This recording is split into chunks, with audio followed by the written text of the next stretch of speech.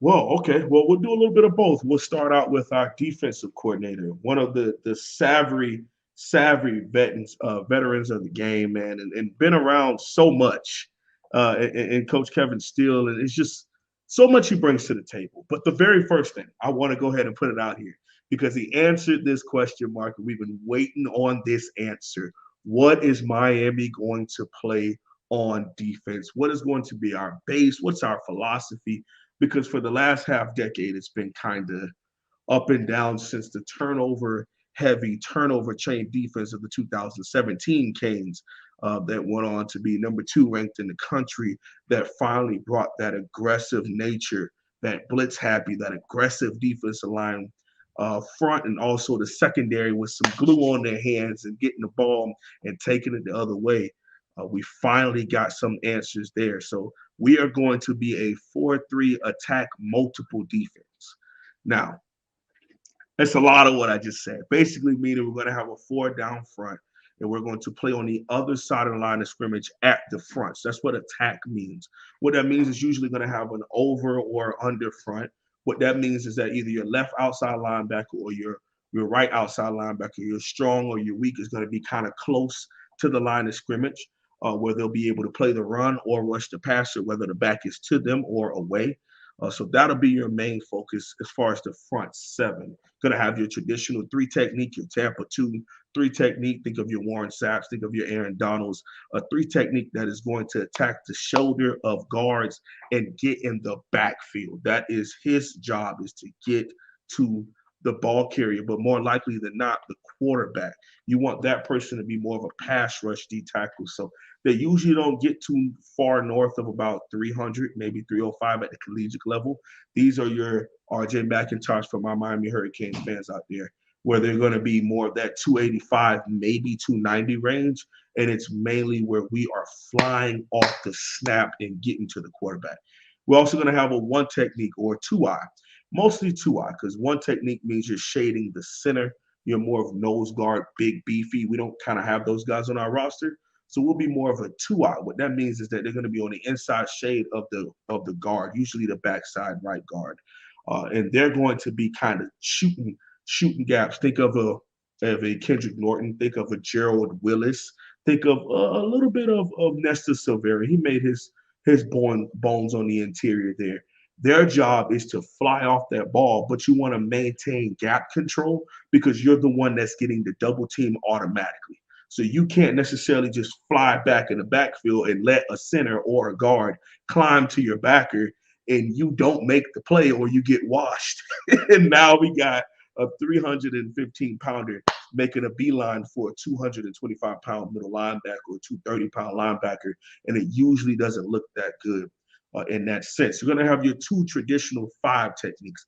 Outside shade of the tackle, you're talking about getting after the quarterback.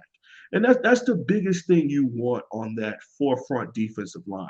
And Mark, as someone who's watched this game, when you talk about the Miami Hurricanes on defense, it's a very tenacious and aggressive front 4, let alone front 7 in total defense. We made our bones with being dynamic, small, and athletic at the fronts. Okay, shutting down the triple options of the historic Nebraska teams and historic Oklahoma teams because they couldn't get outside. And you're not going to win games going up the gut all the time. So they want to go out and bust a toss sweep of 80 yards, but the DN is 240 and you can't get around him. The outside linebacker is like 220 and you can't beat him to the edge. And I it remember really watching made those things. games. Yep. Yeah, and it Oh man. made the Miami defense of that historic national championship playing and fighting kind of team. And that's what we want to get back to. Now, mind you, I'm doing all this talking. I'm excited. I'm happy for it because it's something, I played and I coach and I've watched that be successful. But what we're going to have to do is recruit and flip this roster at that specific position. Okay, our defensive line is maybe C plus. Got a couple of nice, talented guys on there, but as far as a whole right now, that defensive line is maybe C plus into the B minus era. Now, if you start talking about guys like Chance Williams showing some flashes, Leonard Taylor shows some flashes, Cyrus Moss, but he's a true freshman, Nigel Lee Kelly, but he's a true freshman.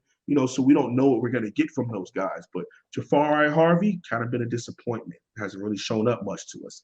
Chance Williams, a little bit in spurts. Jordan Miller hasn't really given us much. So there's still a lot of revamping we're currently doing on that defensive line. But I am super excited and super happy for them to where it's just it's go. Now we need to know where we need to be. Okay, we're calling a B gap blitz, we're calling an A gap blitz, we're calling a twist. We need to know these things, but it's go, go, go, go, go. It's not hold your gap. It's not the 4-2-5 to where I can't shoot too far up the field because we don't have a guy to replace that gap on the interior, meaning the linebacker side. There's only two of them on the inside. We're losing some help there schematically. And this where we're going to have those three backers in unless we're playing a team that requires us to be 4-2-5 or a nickel. And I'll get into that in a second as far as what Coach Kevin Steele brings to the table is that when he speaks multiple, he really means I've run whatever my head coach, whatever my personnel requires me to run. That's his approach to it. And he said today, flat out, we're going to run a 4-3 attack.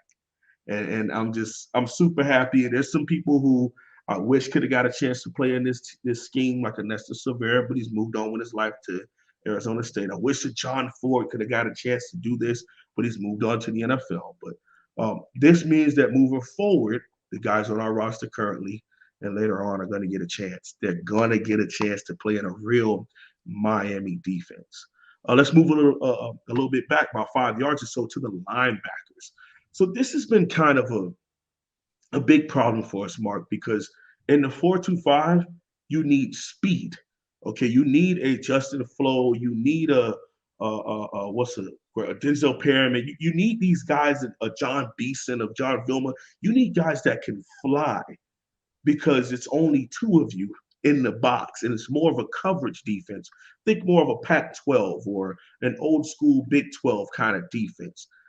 I don't think it was really built for what we do here in the ACC Coastal. Now, yes, we do play some spread teams, but not enough to the point where we had to revamp our entire defense. But hey, it is what it is, and it's behind us now. Now, the 4-2-5 might be a bit that we use situationally, which all it is a nickel defense. I don't know if people really know that, but that's literally all a 4-2-5 is. It means that you are now in a nickel base.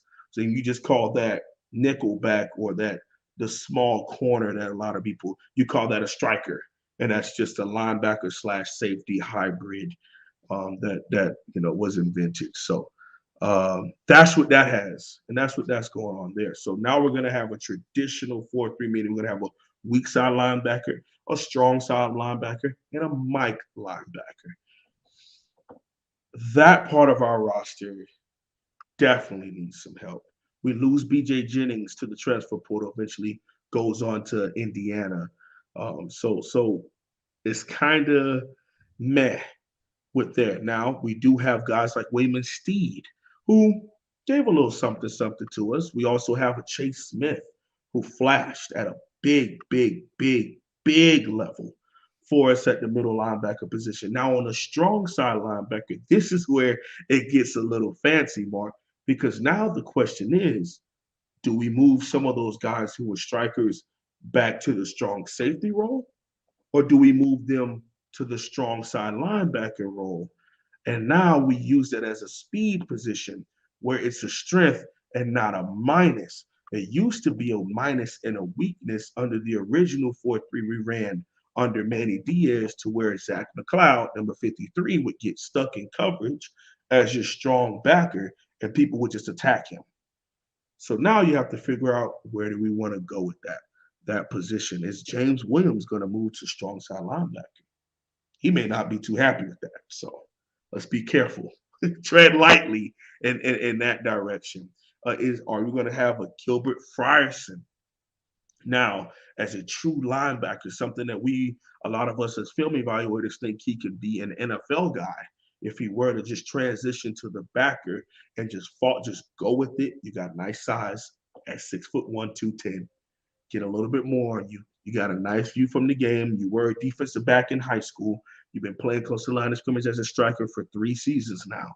Go all in on the backer position. And I think he can be an NFL guy and get a nice opportunity to play there, the National Football League level. And of course, you have like I said, Wayman Steed has been playing some Will and some Mike. So those are a couple names of guys who have flashed for us. Corey Flagg, we'll see. He's more of your throwback 2006 Mike linebacker. He gets the job done once he gets there, but we need speed, and I think that's something he lacks. I'm not trying to disrespect him. It is what it is. It's nothing personal. But like I said, now you get to have those conversations about who's moving to that traditional outside linebacker position. Now the secondary. So we don't have the striker anymore. This is a traditional free safety, strong safety, 2 corners situation. And I think that this could make a log jam at that safety position because now you have Avante Williams, you have Cam Kitchens, you have James Williams, you also have Brian Balaam, you also have Jeremiah Dunson.